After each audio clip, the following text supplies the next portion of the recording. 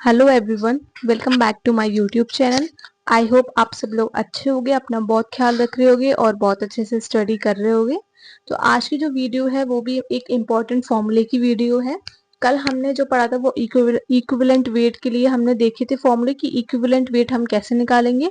अब हम देखेंगे कि नॉर्मेलिटी हम कैसे निकालेंगे। नॉर्मेलिटी को हम कैपिटल एन से डिनोट करेंगे। तो इसका जो फॉर्मूला होता है वो होता है हमारा number of equivalents of solute, जो सोल्यूट्स के इक्विवेलेंट होंगे upon the volume of solution in litre. Next जो हम देखते हैं वो है हमारा नॉर्मेलिटी। नॉर्मेलिटी का एक और फॉर्मूला होता है, वो हमारा कौन सा होता है, molarity multiply by volume factor.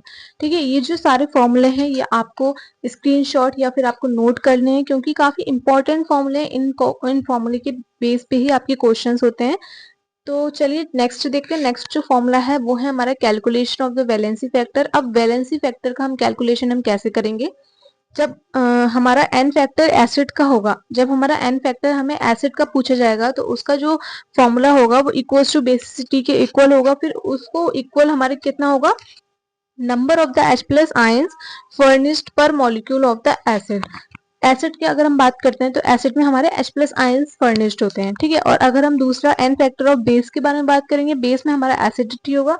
Acidity के बाद जो होगा वो हमारा, इसमें जो होता है बेस में हमारा OH नेगेटिव आयंस फर्निश्ड होंगे। ठीक है, पर मॉलिक्यूल में।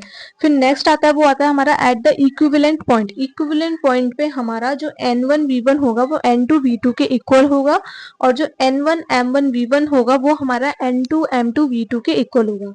इन फॉर्मूले के ऊपर पे भी एक, इन फॉर्मूले के बेस्ड पे भी एक क्वेश्चन आया है, तो इस फॉर्मूले को जरूर देखिएगा, मैंने इस पे स्टार मार्क किया हुआ है।